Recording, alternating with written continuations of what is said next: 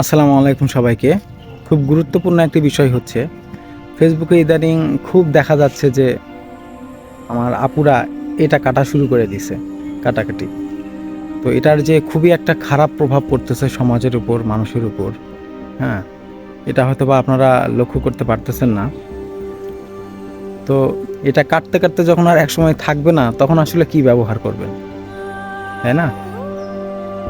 আর এই কাটাকাটিটা নিউজ হওয়ার ফলে মানুষ এটা দেখে সাবধান হচ্ছে না, অনুপ্রাণিত হচ্ছে।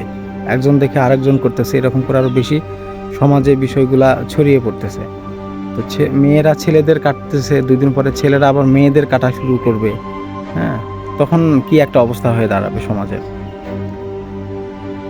এটা সমাজের উপর একটা বড় একটা প্রভাব ফেলবে। এ কারণে জেনে শুনে কেউ কাটা জিনিসকে তো আর বিয়ে করবে না, তাই না? তখন আসলে কি হবে, দেখা যাবে অবৈধ সম্পর্ক, অবৈধ মেলামেশা, এই সংখ্যাগুলো অনেকটা বেড়ে গেছে।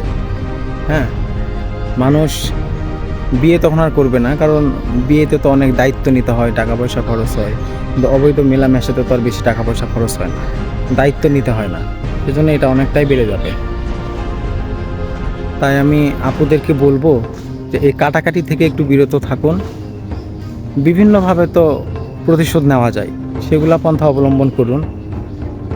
নিজে বাঁচুন, সমাজটাকেও বাঁচতে দিন। আল্লাহ হাফেজ।